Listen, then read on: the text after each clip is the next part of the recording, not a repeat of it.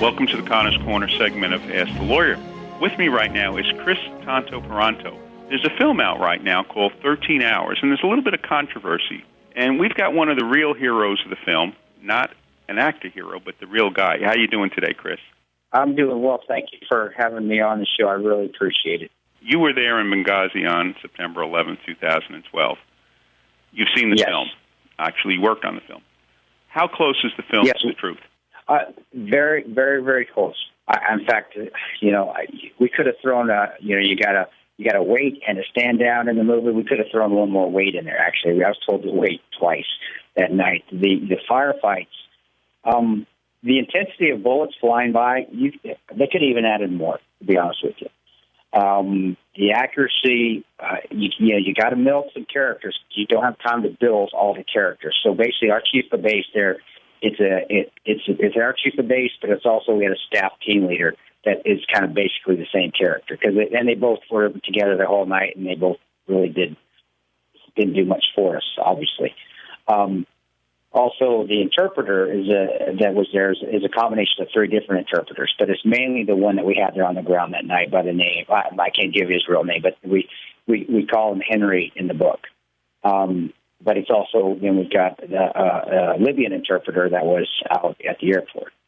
But as far as the timeline goes, and as far as the jokes go, those weren't over-dramatized. All those funny things that were going on, I said, if people have seen the movie, or I do joke around a lot where I was dancing around. I see it all the time. And even during those combative situations, those were verbatim what I said, and verbatim what the other guy said.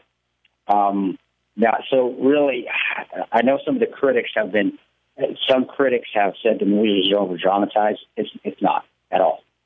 Combat's like that. And I guarantee you the majority of them, that, if not all of them, that say that the combat scenes of the movie is over-dramatized have never seen combat. Never in their lives. Maybe on TV. Maybe they played Call of Duty a couple times. But when you see your brothers blowing up in front of you, you can't replicate that in the movie anyway. And you can't replicate bullets snapping by your head. They don't wish they snap because they break the sound barrier when they're going by your head. So critics can keep being critics, and most of them have agendas anyway. We don't. We're just telling the truth, telling what happened that night. And so I don't give them much. I don't give them much stock. And people are going to have some people just are going to be hateful, and that's just how it's going to be. And that's okay. We'll keep it above board, and we'll stay positive, and we'll make sure people that do see the movie are motivated, inspired.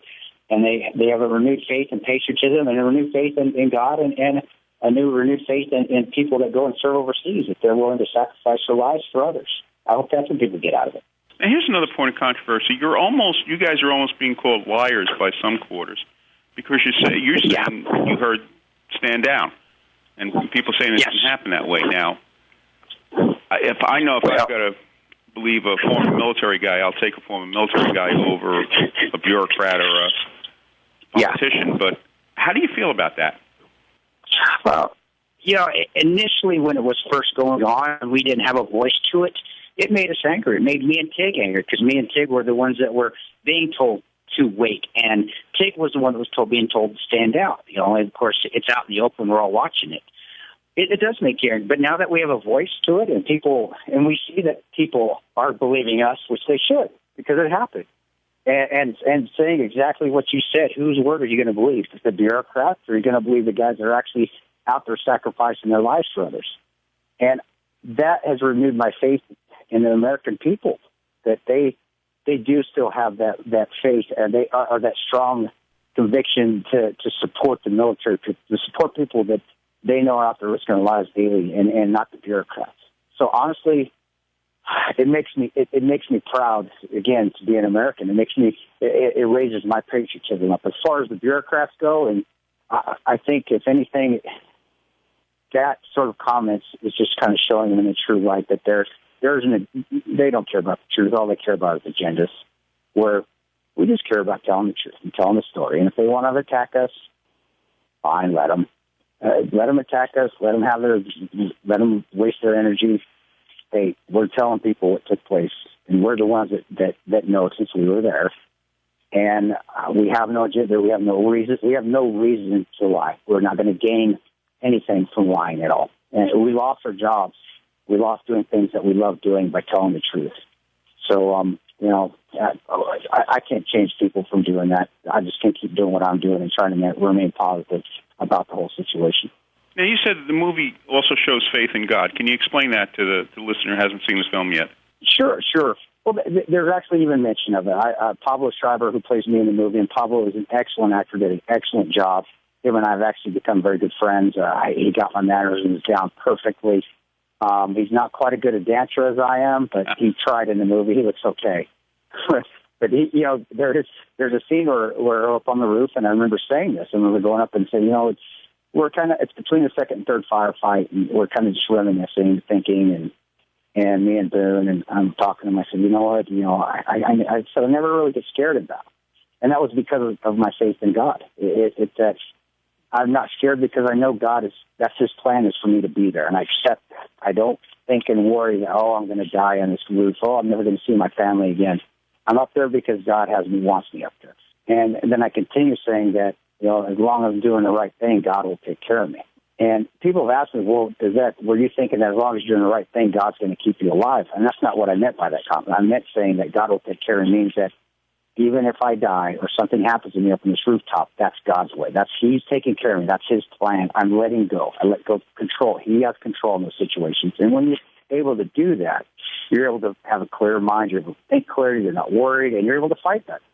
And you realize that hey, you know what? Sometimes as a human being, you're not going to have control of every situation. You have to let go, and you have to have faith in God that that is what He wants you to do, and that's where He wants you to be at that time. And the book even comes out some more, has a scene. There was times that night where I felt like a little golden cocoon around me, a golden protection bubble around. And that's when you feel God's got you. You feel that way. In fact, I was out in the open getting shot at, and this is expressed in the book. We were able to get that in the movie, but in the book, I'm out in the open getting shot at the consulate. I'm like out in the middle of the road, and there's rounds snapping by my head, and I felt warm. I felt like there was had a golden little shield around me, and that's the feeling when you know God's got you. And I wasn't scared, and I just kept fighting, and it's a beautiful thing. I'm proud that a Hollywood studio and a director, Michael Bay's cast. Yeah, he's getting a little bit of flack too. Tell me, what's your background? How'd you get the name Tanto, by the way? Oh, Tanto. Paranto is my last name. Grandma is Navajo Indian. That's where it comes from. Two Navy SEALs, when I started working with the CIA, gave me that name, and I just changed it from an A-O to an A because I do speak a bit of Spanish, and Tanto, T-O-N-T-O, means fool in Spanish. So I changed it to T-A-N-T-O. But it's real simple. That's all it is. You guys have any background? Any of your relatives were in World War II and the Windtalk? My dad's father, my grandpa, was he was on a B-52, but I didn't know him. He was shot down when my dad was 1 year old. He died. So I never met the man. Other than that, I have a cousin that was in the Naval Academy, and he was a pilot. And I had another cousin that was in the Marine Corps as a pilot. But immediate family, no, I'm the only one. What was your background? What was before September 11th, 2012? What did you do? Sure. Army Ranger, 2nd Battalion, 75th Ranger Regiment. Then I went to 5th Battalion, 19th Special Forces Group. I was enlisted at Ranger Battalion, and I was an officer at Special Forces. Then I started contracting in 2003, 2004, and went all the way to Benghazi. And then actually after Benghazi, I kept deploying. I went to Yemen after Benghazi. So I deployed all the way through 2013 on various contracts all over the Middle East, North Africa, Central America, and South America. And then now here I am doing public speaking and really just promoting the book and the movie. But that's going to end here soon. And once it ends, you know what, brother? I don't know. I don't know what's going to happen. And I'm going to leave that in God's hands. A lot of people, I don't think, realized before this film came out, you guys actually saved a number of lives because, we hear about Ambassador Stevens and his entourage being killed. But I don't think until fairly recently a lot of us realized how many lives you guys saved that night. It was close to 30. It was a little bit over 30 people came back. And but that shows when politicians and mainstream media, when they have an agenda and they want to spin it, they're only going to show things that help them. And it's too bad that a lot of those things that help politicians and help bureaucrats are the negative things that come out of it. They don't want to show the positive things. And that's sad in today's society. But if this 13 hours, the movie, Secret Soul of Benghazi, and the book 13 Hours, if that can help bring that positivity back, if that's a word. I don't even know if that's a word, but it's a Tanto word if it is. If it can bring it back to society and show that there is always a positive in any situation, no matter how bad it is. Then good. I'm glad that happened, and I'm glad I'm still speaking about it. I'm glad we're talking about it, even though it's painful to continue to relive it every day. But if it helps other people get through their lives, and it shows that they can overcome obstacles no matter what, then I'll sacrifice my emotions for it. I don't have a problem with that. I'm okay with that. That's what I'm here for. I know you're doing a lot of speaking engagements. If somebody wants to contact you, how do they do that? They can through, actually, the easiest way to do it is and I feel very pretentious saying this because I never thought I'd ever say this. My publicist, I never thought I would even be remotely have somebody like that. My publicist runs, there's a public figure Facebook page, and she runs that. And normally people contact me through there, or my website actually is www.kristantoparanto.com. Or if you just search Kris Paronto Tanto, the first hit is how to schedule public speaking, the first thing when you Google it. But, the easiest way is actually just to go on my website, kristantoparanto.com, and that's how you get in contact to be able to schedule me for speaking. And then that's usually the easiest way, and I love doing it. I love doing it. It does hurt a lot, but it's very, very therapeutic. And man, I just feel motivated after I do. I get a lot of support out there. It's wonderful. What kind of topics do you talk about?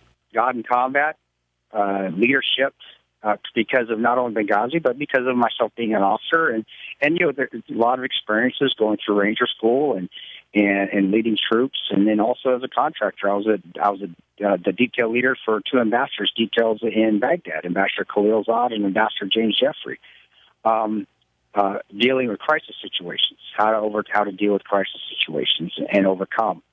And then when people want to hear about the story of Benghazi through my eyes, perception, and when they want to hear the story about Benghazi, I do throw all those things in there. I throw God and faith. I throw leadership principles in there, and also just people. I kind of wear my heart on my sleeve sometimes when I speak, and I don't do a presentation. I just get up there and talk, and I think people like to see the emotion that comes out, and like it or not, I think it does help some. And then I have had post-traumatic stress. I don't like to say post-traumatic stress disorder. I don't think it's a disorder. But I have had post-traumatic stress since 2007. I was diagnosed with it, and I deployed with it for 6 more years, to include Benghazi. So I do speak to veterans about overcoming post-traumatic stress and anxiety and dealing with what you've seen overseas, because I dealt with it. I deployed with it. I continue to fight with it. I can still function with it. So and that's very fulfilling to do that, especially speaking to veterans that have post-traumatic stress and talking to them how to overcome that. That's my second favorite. My most favorite thing is speaking at churches about God in combat. I love doing that. Very, very, very it's motivating to me, but it's very fulfilling to do that. Thank you for everything you've done for the country. Thank you for talking about God in combat. Our prayers are with you. As long as people keep always should listen to guys on the ground that were there, always, and it does really help us get through a lot of it, especially the emotional side of it, because it can become hurtful. But I really appreciate it, Mark. Thank you so much for having me on. I really appreciate that. Thank you for being with us.